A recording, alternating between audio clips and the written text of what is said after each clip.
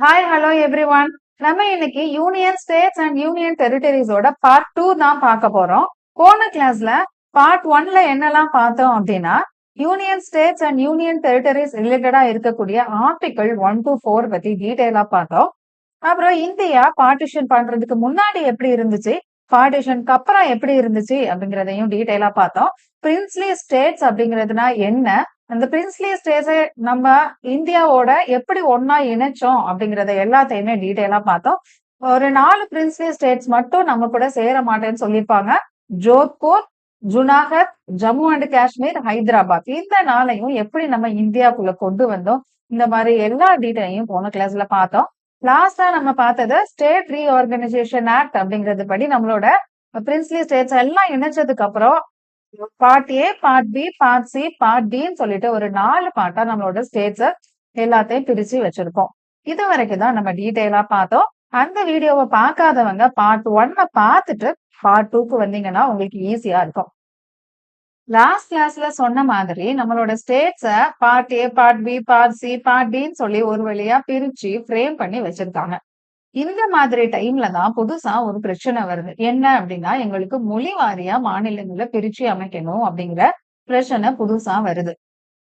மொழி வாரி மாநிலங்கள், லிங்குவாஸ்டிக் ஸ்டேட் அப்படின்னா என்ன, எப்படி லிங்குவாஸ்டிக் ஸ்டேட் மொழி வாரியா மாநிலங்களை பிரிச்சாங்க, அதுக்கு என்னென்ன கமிஷன் போட்டாங்க, இப்ப இருக்கிற 28 ஸ்டேட்ஸ் அப்படிங்கிறது எவ்வளவு பெரிய ப்ராசஸ தாண்டி இன்னைக்கு 28 ஸ்டேட்ஸா வந்திருக்கு அப்படிங்கறத எல்லாத்தையும் நம்ம டீடைலா பார்ட் 2ல பார்க்க போறோம். First linguistic state. Linguistic state மொழி மாறி மாநிலங்கள். அப்படி பண்றதுனால நமக்கு என்ன அட்வான்டேஜ் அப்படின்னு பாத்தீங்கன்னா நம்மளோட கண்ட்ரி இன்னுமே ரொம்ப யுனைடடா இருக்கும். அப்புறம் அட்மினிஸ்ட்ரேஷன், நிர்வாகம் பண்றதுக்கும் ரொம்ப ஈஸியா இருக்கும்னு ஃபீல் பண்ணுவாங்க. இப்ப ஃபார் எக்ஸாம்பிள் இப்ப தமிழ்நாடு எடுத்துக்கிட்டீங்க அப்படின்னா ஸ்கூல்ஸ் அப்படின்னு பாத்தீங்கன்னா Tamil medium school, English medium school அப்படின்னு சொல்லி 2 தான் இருக்கு. பட் இத அவங்களுக்கு மேனேஜ் பண்றதுலயே ஒரு பெரிய ப்ராசஸா இருக்கு.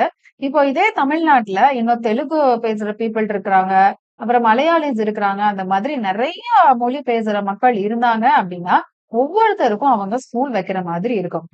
சோ அப்படி பண்றது அப்படிங்கிறது நிர்வாகம் பண்றதுக்கு கொஞ்சம் டிஃபிகல்டிஸா இருக்கும்.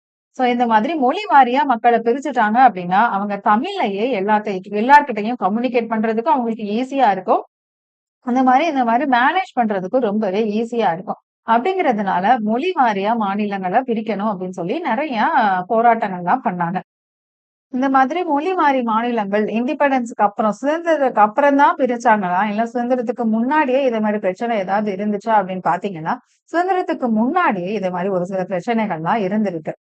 ஃபர்ஸ்ட் இண்டிபெண்டன்ஸ்க்கு முன்னாடி 1917, 1920s அந்த பீரியட்ல காங்கிரஸ் பார்ட்டி தான் என்ன சொல்றாங்க, இந்த மாதிரி மொழி வாரியா மாநிலங்களை பிரிக்கலாம் அப்படிங்கிற கருத்தை எடுத்துரைக்கிறாங்க.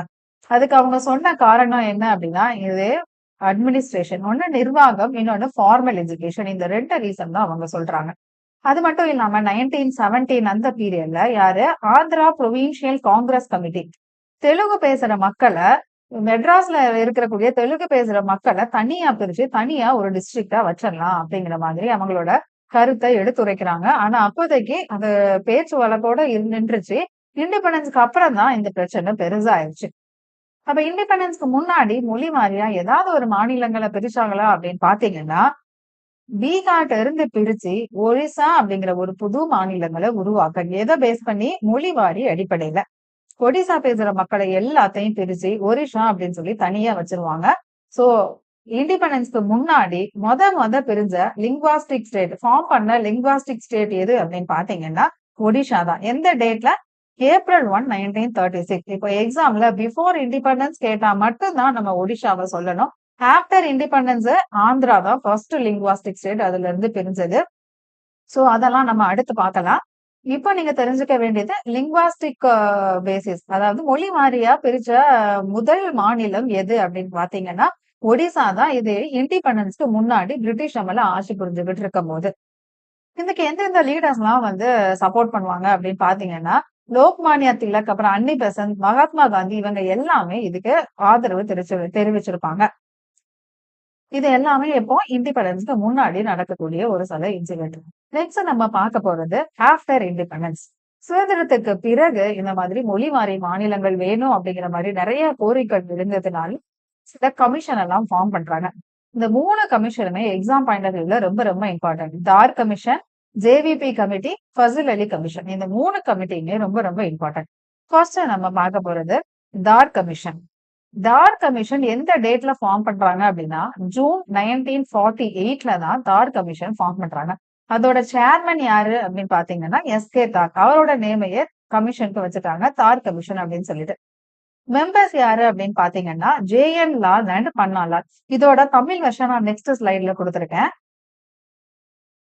நீங்க பாத்தீங்கன்னா இதோட தலைவர் யாரு, எஸ்கே தார். உறுப்பினர் அப்படின்னு பாத்தீங்கன்னா ஜே.என். லால் மற்றும் பன்னா லால் அப்படிங்கிறவங்க ஜூன் 1948ல தான் இந்த கமிஷனை ஃபார்ம் பண்றாங்க. சோ இந்த கமிஷன் எல்லாத்தையும் ஆராய்ச்சி பண்ணிட்டு அவங்க ரிப்போர்ட் எப்போ சப்மிட் பண்றாங்க அப்படின்னு பாத்தீங்கன்னா டிசம்பர் 1948. இதுல அவங்க என்ன சொல்றாங்க, மொழி வாரியா மாநிலங்களை பிரிக்க வேண்டாம் அப்படின்னு நோ அப்படின்னு சொல்லிடுறாங்க. நம்மளோட அட்மினிஸ்ட்ரேஷன் கன்வீனியன்ஸுக்கு ஏத்த மாதிரி வேணா நம்ம மாநிலத்தை பிரிச்சுக்கிடலாம் அப்படிங்கிற மாதிரி அவங்களோட ரிப்போர்ட்டை சப்மிட் பண்ணிடுறாங்க. அதாவது நிர்வாகத்துக்கு ஏத்த மாதிரி நம்ம மாநிலங்களை பிரிச்சுக்கலாம், மொழிக்கு ஏத்த மாதிரி பிரிக்க வேண்டாம் அப்படின்னு சொல்லிடுறாங்க. எந்த டேட்ல அவங்க ரிப்போர்ட் சப்மிட் பண்றாங்க அப்படின்னு பாத்தீங்கன்னா டிசம்பர் 1948. அடுத்து நம்ம செகண்டா பார்க்கக்கூடிய கமிட்டி ஜேவிபி கமிட்டி.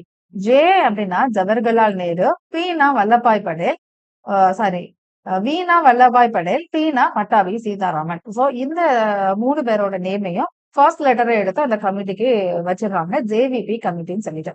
இது எந்த டேட்ல ஃபார்ம் பண்றாங்க அப்படின்னு பாத்தீங்கன்னா டிசம்பர் 1948. டிசம்பர் 1948ல தான் ரிப்போர்ட் சப்மிட் பண்றாங்க அந்த கமிஷன். உடனே அடுத்த கமிஷன் ஃபார்ம் பண்ணிடுறாங்க, ஜேவிபி கமிட்டி அப்படிங்கிற பேர்ல. இவங்க எப்ப ரிப்போர்ட்டை சப்மிட் பண்றாங்க அப்படின்னு பாத்தீங்கன்னா ஏப்ரல் 1949. இவங்களும் என்ன சொல்லிடுறாங்க, இல்ல நம்ம மொழி மாறிய மாநிலங்களை பிரிக்க வேண்டாம் அப்படிங்கிற மாதிரி சொல்லிடுவாங்க. இப்ப 2 கமிஷனுமே மொழி வாரியா மாநிலங்களை பிரிக்க வேண்டாம் அப்படிங்கிற மாதிரி ரிப்போர்ட் சப்மிட் பண்ணிட்டாங்க. அப்புறம் எதுக்காக 3ஆவதா ஒரு கமிஷன் ஃபார்ம் பண்றாங்க, அதுவும் எந்த டேட்ல ஃபார்ம் பண்றாங்க அப்படின்னு பாத்தீங்கன்னா டிசம்பர் 1953ல. 49லயே இந்த மாதிரி சொல்லி முடிச்சாச்சு, மொழி வாரியா மாநிலங்களை பிரிக்க வேண்டாம் அப்படின்னு சொல்லிட்டு. 53ல புதுசா எதுக்காக ஒரு கமிஷன் ஃபார்ம் பண்றாங்க அப்படின்னா 1952ல ஒரு பிரச்சனை நடக்கும். என்ன அப்படின்னு பாத்தீங்கன்னா தெலுங்கு பேசுற மக்களை மெட்ராஸ்ல இருந்து பிரிச்சு தனியா ஒரு மாநிலங்களா உருவாக்கணும் அப்படின்னு சொல்லிட்டு யாரு, பொட்டி ஸ்ரீராமலு அப்படிங்கிறவர். இவர்தான் ஃபாதர் ஆஃப் ஆந்திர பிரதேஷ் அப்படின்னு சொல்லுவாங்க.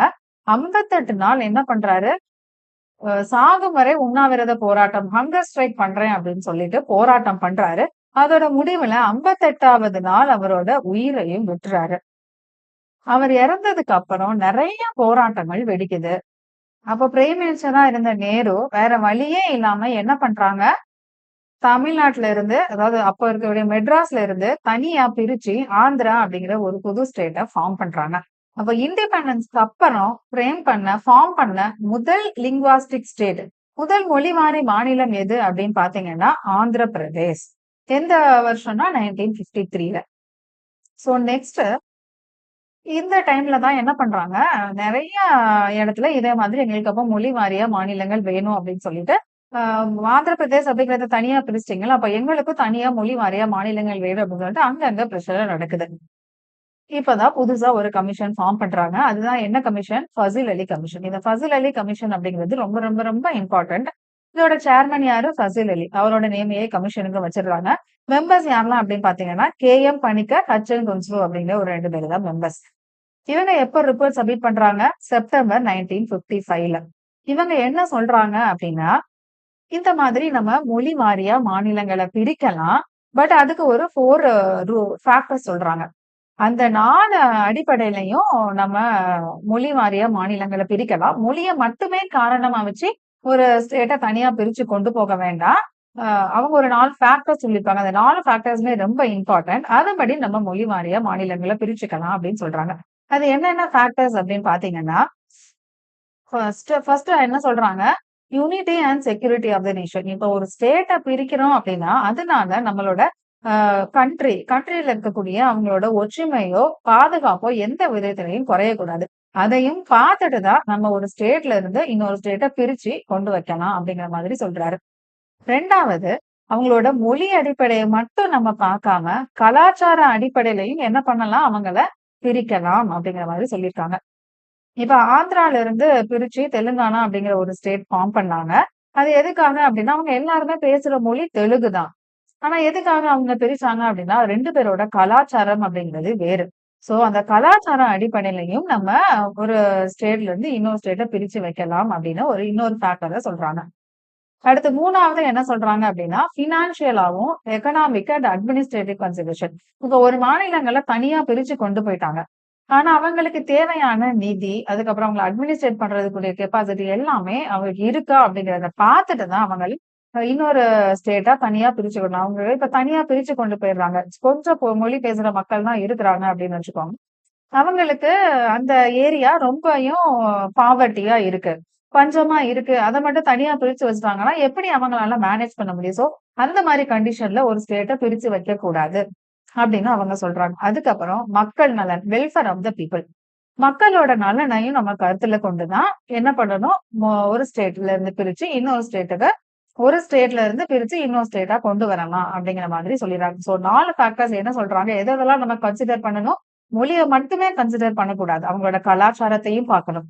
அதுக்கப்புறம் அப்படி நம்ம பிரிக்கிறதுனால நாட்டோட ஒற்றுமை எந்த விதத்திலயாவது பாதிக்கப்படுதா அப்படிங்கிறதையும் நம்ம பார்த்துக்கணும்.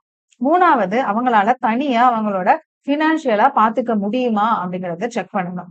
4வது மக்கள் நலன். மக்கள் இதனால எந்த விதத்திலாவது அஃபெக்ட் ஆவாங்களா அப்படிங்கிறது எல்லாத்தையும் பார்த்துட்டு தான் ஒரு மாநிலங்கள்ல இருந்து இன்னொரு மாநிலங்களா பிரிக்கலாம் அப்படிங்கிற மாதிரி பசில் அலி கமிஷன் சொல்லிருவாங்க. இந்த 4 ஃபேக்டர்ஸ்மே ரொம்ப ரொம்ப ரொம்ப இம்பார்ட்டன்ட். சோ இதுக்கு நம்ம இம்பார்ட்டன்ஸ் கொடுத்து படிச்சு வச்சுக்கணும். சோ நெக்ஸ்ட் அவங்க என்ன இப்படி சொல்லிட்டாங்கல்ல, இதுக்கப்புறம் என்ன சொல்றாங்க, அவங்க என்ன சஜெஸ்ட் பண்றாங்க அப்படின்னா, இத பேஸ் பண்ணி நம்ம ஒரு 16 ஸ்டேட், அதுக்கப்புறம் 3 யூனியன் டெரிட்டரிஸா ஃபார்ம் பண்ணலாம் அப்படின்னு சொல்றாங்க. சோ இதோட விளைவா ஸ்டேட் ரீஆர்கனைசேஷன் ஆக்ட் 1956ல, அதாவது மாநில மறுசீரமைப்பு சட்டம் 1956ல கொண்டு வராங்க. இதுபடி என்ன எப்படி பிரிக்கிறாங்க அப்படின்னு பாத்தீங்கன்னா, 14 ஸ்டேட்ஸ், 6 யூனியன் டெரிட்டரிஸ். அவங்க சஜஸ்ட் பண்ணது 16 ஸ்டேட்ஸ், 3 யூனியன் டெரிட்டரிஸ். இவங்க கொண்டு வந்தது 14 ஸ்டேட்ஸ், 6 யூனியன் டெரிட்டரிஸ். சோ இந்த 14 ஸ்டேட்ஸ் என்ன, 6 யூனியன் டெரிட்டரிஸ் என்ன அப்படிங்கிறத பார்க்கலாம். அதுக்கு முன்னாடி இது 7வது கான்ஸ்டிடியூஷனல் அமெண்ட்மெண்ட் ஆக்ட். அது மூலமா தான் என்ன பண்றாங்க, ஆல்ரெடி இருந்த part A, part B, part C, part டின்னு சொல்லியிருந்தோம்ல, அத எல்லாத்தையுமே எலிமினேட் பண்ணிட்டு என்ன பண்றாங்க, இப்ப பார்ட் ஏ அப்படிங்கிறது ஆல்ரெடி ஸ்டேட் தான். அதாவது பிரிட்டிஷ் ஆட்சி புரிஞ்சுக்கிற ஏரியாவை நம்ம ஸ்டேட்னு சொல்லி வச்சிருந்தோம். பார்ட் பி அப்படிங்கிறது என்னது, பிரின்ஸ்லி ஸ்டேட். இப்ப கம்ப்ளீட்டா அந்த பார்ட் பி அப்படிங்கறத ரிமூவ் பண்ணிட்டாங்க. பார்ட் ஏயும் பார்ட் பியும் ஒன்னா மெர்ஜ் பண்ணி என்னன்னு வச்சுட்டாங்க, ஸ்டேட்ஸ்ன்னு சொல்லி வச்சுட்டாங்க. அதுக்கப்புறம் part c or part d அப்படின்னு 2 இருந்துச்சுல்ல, யூனியன் டெரிட்டரிஸ் அப்படின்னு சொல்லிட்டு அதையும் என்ன பண்ணிட்டாங்க, அதாவது பார்ட் சி அப்படிங்கிறது chief commissioner province, part d ல என்ன இருந்துச்சு, அந்தமான் அண்ட் நிக்கோபார் இருந்துச்சு. சோ இது 2யுமே மெர்ஜ் பண்ணி என்னன்னு வச்சுட்டாங்க, யூனியன் டெரிட்டரி அப்படின்னு வச்சுட்டாங்க. இது எந்த அமெண்ட்மெண்ட் மூலமா, 7th கான்ஸ்டிடியூஷனல் அமெண்ட்மெண்ட் ஆக்ட் 1956. இந்த அமெண்ட்மெண்ட் ரொம்ப முக்கியமானது. ஏன்னா அந்த 4 பார்ட்டை எடுத்துட்டு ஸ்டேட், யூனியன் டெரிட்டரிஸ் அப்படின்னு 2 மட்டும் இருந்தா போதும் அப்படின்னு முடிவு பண்ணிடுறாங்க. சோ என்னென்ன ஸ்டேட்ஸ் இருந்துச்சு அப்படின்னு பாத்தீங்கன்னா, அவங்க ஃப்ரேம் பண்ண 14 ஸ்டேட் அப்படிங்கிறது இதுதான். ஆந்திர பிரதேஷ், அசாம், பீகார், பாம்பே, ஜம்மு அண்ட் காஷ்மீர், கேரளா, மத்திய பிரதேஷ், மெட்ராஸ், மைசூர், ஒடிஷா, பஞ்சாப், ராஜஸ்தான், உத்தரப்பிரதேஷ், வெஸ்ட் பெங்கால். இந்த 14 ஸ்டேட்டும் யூனியன் டெரிட்டரிஸ் எதெல்லாம் அப்படின்னு பாத்தீங்கன்னா, அந்தமான் அண்ட் நிக்கோபார் ஐலண்ட், அப்புறம் டெல்லி, ஹிமாச்சல் பிரதேஷ், அப்புறம் லட்சத்தீவு, மினிகாய் தீவு, அமினன் தீவு, இது 3 சேர்ந்து ஒரே யூனியன் டெரிட்டரிஸா வச்சிருப்பாங்க. அதுக்கப்புறம் மணிப்பூர், திரிபுரா, இந்த மாதிரி 6 யூனியன் டெரிட்டரிஸ் வச்சிருக்காங்க. சோ இப்ப 1956ல நம்மளோட இந்தியா இப்படிதான் இருக்கு. இந்த மாதிரி 14 ஸ்டேட் 6 யூனியன் டெரிட்டரிஸ் இருக்கக்கூடிய நம்ம இந்தியா எப்படி 28 ஸ்டேட்டா மாறுச்சு, 8 யூனியன் டெரிட்டரிஸா மாறுச்சு, அதுக்கு என்ன பண்ணாங்க அப்படிங்கறதான் நம்ம அடுத்து பார்க்க போறோம். ஃபர்ஸ்ட் பாத்தீங்க அப்படின்னா, ஆல்ரெடி எத்தனை ஸ்டேட் இருந்ததுன்னு பார்த்தோம், 14 ஸ்டேட் இருந்துச்சு. எக்ஸாம் பாயிண்ட் ஆஃப் வியூல பாத்தீங்க அப்படின்னா, அவங்க எதை கொஸ்டினா கேட்பாங்க அப்படின்னா, இந்த மாதிரி 15th ஸ்டேட் எது, அதே மாதிரி 16th ஃபார்ம் பண்ண ஸ்டேட் எது, 17 எது, அந்த மாதிரி சொல்லி கேட்பாங்க. சோ நீங்க எது 15th அந்த ஆர்டரை நீங்க கரெக்டா தெரிஞ்சு வச்சுக்கணும். 15th ஸ்டேட் எது, 16th எது, 17th எது அப்படின்னு சொல்லிட்டு அந்த ஆர்டரை நீங்க கரெக்டா தெரிஞ்சு வச்சுக்கணும். அதுக்கப்புறம் நீங்க பார்க்க வேண்டியது இந்த யூனியன் டெரிட்டரிஸ்க்கு எல்லாமே அமெண்ட்மெண்ட் ஆக்ட் மூலமா தான் ஒரு சில யூனியன் டெரிட்டரிஸ் எல்லாம் கொண்டு வந்திருப்பாங்க. அதையுமே நம்ம நோட் பண்ணி வச்சுக்கணும். எக்ஸாம் பாயிண்ட் ஆஃப் வியூல இதுதான் ரொம்ப இம்பார்ட்டன்ட். பிளஸ் எந்த இயர்ல ஃபார்ம் பண்ணாங்க அப்படிங்கிறது ரொம்ப இம்பார்ட்டன்ட். ஸோ இந்த மார்க்ஸை நீங்க தெளிவா படிச்சு வச்சுக்கிட்டீங்க அப்படின்னா union states and union territories ரிலேட்டடா வரக்கூடியதுல இந்த மாதிரி தான் அவங்க கொஸ்டின் கண்டிப்பா கேட்பாங்க. ஸோ இந்த மார்க்ஸ் அப்படிங்கிறது ரொம்ப ரொம்ப ரொம்ப இம்பார்ட்டன்ட். சரி வாங்க நம்ம ஃபர்ஸ்ட் என்ன பார்க்கலாம் அப்படின்னா, இப்போ மேப்பை பார்த்தீங்கன்னா உங்களுக்கு தெரியும். இந்த மாதிரி பாம்பேன்னு கொடுத்திருக்காங்கல்ல, இந்த பாம்பேயை என்ன பண்றாங்க, 2ஆ பிரிச்சுடுறாங்க. ஒண்ணு குஜராத், இன்னொன்னு மகாராஷ்டிரா அப்படின்னு சொல்லிட்டு. அதான் ஃபர்ஸ்ட் ஃபார்ம் பண்ண ஸ்டேட் எது அப்படின்னு பாத்தீங்கன்னா, அதாவது 15வது ஸ்டேட் எது அப்படின்னு பாத்தீங்கன்னா குஜராத். குஜராத் தான் 15வது அந்த ஸ்டேட். எந்த இயர்? 1960. இதுக்கு என்ன ஆக்ட் அப்படின்னா பாம்பே ரீஆர்கனைசேஷன் ஆக்ட் 1960. ஏன்னா பாம்பேயை தானே நம்ம பிரிச்சு 2ஆ பண்றோம், குஜராத் மகாராஷ்டிரான்னு சொல்லி பிரிக்கிறோம். ஸோ 1960ல பாம்பே ரீஆர்கனைசேஷன் ஆக்ட் படி என்ன பண்றாங்க, குஜராத் மகாராஷ்டிரா அப்படிங்கிற 2 ஸ்டேட்டை ஃபார்ம் பண்றாங்க. ஸோ 15ஆ ஃபார்ம் ஆன ஸ்டேட் என்னது? குஜராத். மகாராஷ்டிரா அப்படிங்கிறது ஆல்ரெடி பாம்பேயை தான் மகாராஷ்டிரா அப்படின்னு சொல்லி வச்சிருக்காங்க. ஸோ அது வந்து புதுசா ஃபார்ம் பண்ண ஸ்டேட் அப்படின்னு நம்ம சொல்ல முடியாது. குஜராத் தான் என்ன பண்ணுது, புதுசா ஃபார்ம் பண்ண ஸ்டேட். எந்த இயர்? 1960. நெக்ஸ்ட் 1961ல 10வது கான்ஸ்டிடியூஷன் அமெண்ட்மெண்ட் ஆக்ட், 10வது அரசியலமைப்பு திருத்த சட்டம் மூலமா என்னது, ஒரு புது யூனியன் டெரிட்டரிஸ் ஃபார்ம் பண்றாங்க. என்ன அப்படின்னா தாத்ரா அண்ட் நாகர் ஹவேலி அப்படின்னு சொல்லிட்டு. இது எந்த இயர்? 1961. நெக்ஸ்ட் 1962ல 12வது அரசியலமைப்பு திருத்த சட்டம் மூலமா கோவா, டாமன் அண்ட் டையூ அப்படின்னு சொல்லிட்டு ஒரு யூனியன் டெரிட்டரிஸை ஃபார்ம் பண்றாங்க. சோ நான் யூடி அப்படின்னு போட்டிருக்கிறது எல்லாமே யூனியன் டெரிட்டரி, ஸ்டேட் அப்படிங்கிறது மாநிலம். அதை மட்டும் நோட் பண்ணிக்கோங்க. ஓகே, இப்ப 1962ல கோவா, டாமன் அண்ட் டையூ அப்படின்னு சொல்லி யூனியன் டெரிட்டரிஸ் ஃபார்ம் பண்ணிட்டாங்க. இந்த 1987ல என்ன பண்றாங்க, கோவாவை ஸ்டேட்டாவும் டாமன் அண்ட் டையூவை யூனியன் டெரிட்டரிஸாவும் வச்சிருக்காங்க. 2019ல டாமன் அண்ட் டையூவையும் தட்ரா நகர் ஹைவேலி 2ஐயும் சேர்த்து ஒரே யூனியன் டெரிட்டரிஸா வச்சுட்டாங்க. சோ இது எல்லாமே நீங்க இயரோட ஞாபகம் வச்சுக்கோங்க. நெக்ஸ்ட் பாண்டிச்சேரி எந்த வருஷத்துல ஃபார்ம் பண்ணாங்க அப்படின்னா, பாண்டிச்சேரி அப்படிங்கிறது ஒரு யூனியன் டெரிட்டரி. 1962ல தான் பாண்டிச்சேரி அப்படிங்கிற ஒரு புது யூனியன் டெரிட்டரி ஃபார்ம் பண்ணாங்க. எந்த அமெண்ட்மெண்ட் ஆக்ட் மூலமா அப்படின்னு பாத்தீங்கன்னா 14th கான்ஸ்டிடியூஷன் அமெண்ட்மெண்ட் ஆக்ட். இப்ப 1963ல ஸ்டேட் ஆஃப் நாகாலாந்து ஆக்ட் அப்படிங்கிற ஆக்ட் மூலமா நாகாலாந்து, அசாம்ல இருந்து பிரிச்சு நாகாலாந்து அப்படிங்கிற ஒரு புது ஸ்டேட்டை ஃபார்ம் பண்றாங்க. இதுதான் என்னது, 16வது ஸ்டேட். ஆல்ரெடி 15வது குஜராத்னு பார்த்தோம். அதுக்கப்புறம் நம்ம பார்த்த எல்லாமே யூனியன் டெரிட்டரிஸ் தான். இப்ப நாகாலாந்து அப்படிங்கிறது தான் 16வது ஸ்டேட். அடுத்து நம்ம 1966ல பஞ்சாப் ரீஆர்கனைசேஷன் ஆக்ட் 1966ல ஏன்னா அந்த ஆக்ட் மூலமா சண்டிகர், ஹரியானா, பஞ்சாப்ல இருக்கக்கூடிய அந்த பிளேஸை பிரிச்சு ஹரியானா, சண்டிகர் அப்படின்னு சொல்லி ஃபார்ம் பண்றாங்க. அதுல ஹரியானா அப்படிங்கிறது தான் ஸ்டேட், சண்டிகர் அப்படிங்கிறது யூனியன் டெரிட்டரிஸா வச்சிருவாங்க. சோ 17ஆவதா ஃபார்ம் பண்ண ஸ்டேட் எது? ஹரியானா அப்படிங்கிறது. நெக்ஸ்ட் 1971ல நம்ம ஹிமாச்சல் பிரதேஷ் அப்படிங்கறத எந்த கேட்டகரியில வச்சிருந்தோம்? ஆல்ரெடி நான் சொல்லியிருப்பேன். ஹிமாச்சல் பிரதேஷ் அப்படிங்கிறது என்னது, யூனியன் டெரிட்டரிஸ் லிஸ்ட்ல வச்சிருந்ததை இப்ப நம்ம ஸ்டேட்டுக்கு மாத்துறோம். என்ன ஆக்ட் படி? New state of Himachal Pradesh act 1970. அந்த ஆக்ட் படி 1971ல என்ன பண்றோம், ஹிமாச்சல் பிரதேச யூனியன் டெரிட்டரிஸ்ல இருந்து ஸ்டேட்டுக்கு மாத்துறோம். சோ 18ஆவதா ஃபார்ம் ஆன ஸ்டேட் எது இப்போ? ஹிமாச்சல் பிரதேஷ் அப்படிங்கிறது. அடுத்து 1972ல north eastern areas reorganisation act 1971. North eastern areas அப்படிங்கிறது இதுதான் நார்த் ஈஸ்டர்ன் ஏரியாஸ் அப்படிங்கிறது சொல்றோம். இதுல நிறைய சேஞ்சஸ் கொண்டு வராங்க. இதுல மணிப்பூர், திரிபுரா அப்படிங்கறது ஆல்ரெடி நம்ம யூனியன் டெரிட்டரிஸா வச்சிருந்தோம். இப்ப அதை என்ன பண்றாங்க, ஸ்டேட்டா மாத்துறாங்க. ஒரு மேகாலயா அப்படிங்கிற புது ஸ்டேட்டை ஃபார்ம் பண்றாங்க. மிசோரம், அருணாச்சல் பிரதேஷ் அப்படிங்கிற யூனியன் டெரிட்டரிஸையும் ஃபார்ம் பண்றாங்க. சோ இப்ப மேகாலயா அப்படிங்கிற ஒரு புது ஸ்டேட் ஃபார்ம் பண்றாங்க. சோ அது 19வது ஸ்டேட். திரிபுரா, மிசோரம் மணிப்பூர் அப்படிங்கறத ஏற்கனவே யூனியன் டெரிட்டரிஸ்ல இருந்து இப்ப ஸ்டேட்டா மாத்துறாங்க. சோ திரிபுரா அப்படிங்கிறது 20வது ஸ்டேட், மணிப்பூர் அப்படிங்கிறது 21வது ஸ்டேட். இப்ப அதுக்கப்புறம் இந்த மிசோரம், அருணாச்சல் பிரதேஷ் அப்படிங்கிறது யூனியன் டெரிட்டரிஸ் அப்படிங்கிறது 1972 மூலமா நம்ம ஃபார்ம் பண்ணிருக்கோம். இப்போ 1987ல இந்த மாதிரி மிசோரம், அருணாச்சல் பிரதேஷ் அப்படிங்கிறத யூனியன் டெரிட்டரியில இருந்து மாத்தி இப்போ ஸ்டேட் அப்படிங்கிற ஒரு ஸ்டேட்டுக்கு கொண்டு வந்துட்டோம். எந்த இயர்ல? 1987. ஸோ 1972ல யூனியன் டெரிட்டரிஸா இருந்தக்கூடிய மிசோரம், அருணாச்சல் பிரதேஷ் அப்படிங்கிறது 1987ல ஸ்டேட்டா மாறிடுச்சு.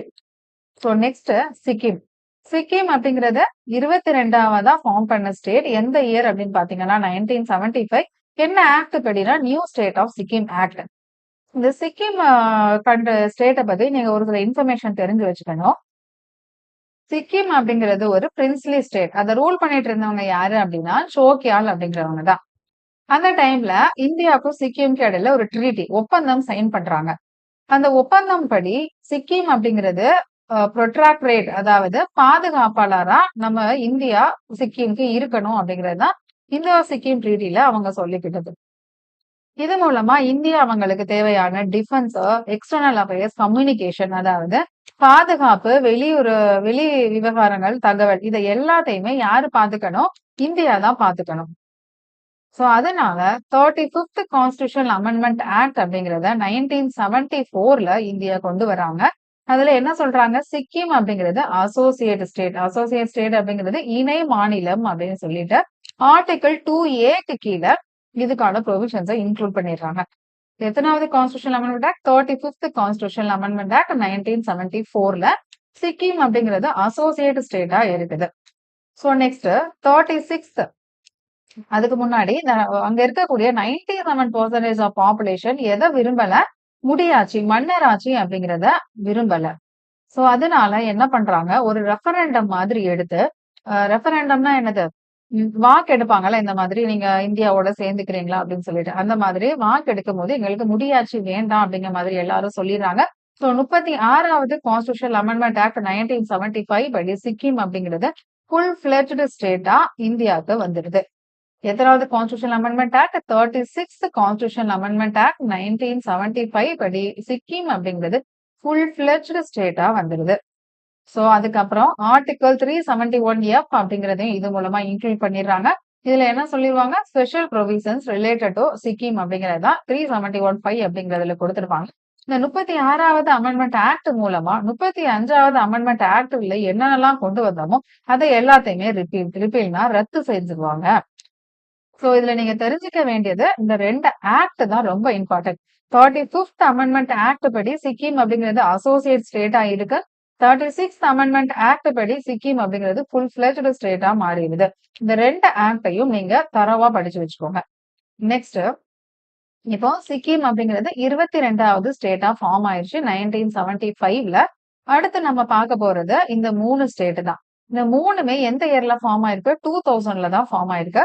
என்ன ஆக்ட் படி அப்படின்னு பாத்தீங்கன்னா ரீஆர்கனைசேஷன் ஆக்ட் 2000. அதுபடிதான் சத்தீஸ்கர் அப்படிங்கிறது 26th ஸ்டேட்டாவும், உத்தரகண்ட் அப்படிங்கிறது 27th ஸ்டேட்டாவும் ஃபார்ம் ஆகுது. நெக்ஸ்ட் ஜார்க்கண்ட் அப்படிங்கிறது பீகார் ரீஆர்கனைசேஷன் ஆக்ட் 2000. அதுபடி ஜார்க்கண்ட் அப்படிங்கிறது 28th ஸ்டேட்டா ஃபார்ம் ஆகுது. 2014ல இது நமக்கு எல்லாருக்குமே தெரிஞ்சதுதான். ஆந்திரால இருந்து தெலுங்கானா அப்படிங்கிற ஒரு ஸ்டேட் ஃபார்ம் ஆகுது. அது எத்தனாவது ஸ்டேட்? 29வது state. Andhra Pradesh reorganisation act 2014 அப்படிங்கிறது. சோ இப்ப 29ல இருந்து 28ஆ எப்ப மாறுச்சு அப்படின்னா நம்ம 2019ல Jammu and Kashmir reorganisation act அப்படின்னு கொண்டு வந்து ஜம்மு அண்ட் காஷ்மீரையும் லடாக்கையும் என்ன பண்ணுவோம்? யூனியன் டெரிட்டரி தான் மாத்திடுவோம். இந்த ஜம்மு அண்ட் காஷ்மீர், லடாக் அப்படிங்கிறது நம்ம ஃபர்ஸ்ட் ஃபார்ம் பண்ணும் போது இருந்தே அது என்ன கேட்டகரியில தான் இருக்கும்? ஜம்மு அண்ட் காஷ்மீர் அப்படிங்கிறது ஒரு மாநிலம், ஸ்டேட்னா தான் இருக்கும். இப்பதான் அதை என்ன பண்ணிடுவாங்க? 2ஆ பிரிச்சு ஜம்மு அண்ட் காஷ்மீர், லடாக் அப்படின்னு சொல்லிட்டு யூனியன் டெரிட்டரிஸா கொண்டு வந்துருவாங்க. சோ இப்போ மொத்தத்துல நமக்கு எத்தனை ஸ்டேட் ஆயிருச்சு? 28 ஸ்டேட், 8 யூனியன் டெரிட்டரிஸ் வந்துருச்சு. இதுல நீங்க தெரிஞ்சுக்க வேண்டியது என்ன அப்படின்னா, ஜம்மு அண்ட் காஷ்மீர் அதுல மட்டும்தான் என்ன இருக்கும்? லெஜிஸ்லேட்டர் அப்படிங்கிறது இருக்கும். லடாக்ல லெஜிஸ்லேட்டர் கிடையாது, சட்டமன்றம் கிடையாது அப்படிங்கறத மட்டும் நோட் பண்ணிக்கோங்க. சோ இப்போ உங்களுக்கு தெளிவா புரிஞ்சிருக்கும். எப்படி 14 ஸ்டேட் 6 யூனியன் டெரிட்டரிஸ்ல இருந்து 28 ஸ்டேட்ஸ் 8 யூனியன் டெரிட்டரிஸ்க்கு வந்தோம் அப்படிங்கிறது. சோ இது எல்லாமே எக்ஸாம் பாயிண்ட் ஆஃப் வியூல ரொம்ப இம்பார்ட்டன்ட். சோ நீங்க இது எல்லாத்தையுமே ஒரு நோட் போட்டு நோட்ஸ் மாதிரி எடுத்து வச்சுக்கோங்க. இந்த வீடியோஸ் எப்படி இருந்துச்சு அப்படிங்கிறதையும் மறக்காம கீழே கமெண்ட் பண்ணுங்க. பிடிச்சிருந்தா லைக் பண்ணுங்க. உங்களோட ஃப்ரெண்ட்ஸுக்கு ஷேர் பண்ணுங்க. நெக்ஸ்ட் இன்னொரு வீடியோல நம்ம பார்க்கலாம். Thank you.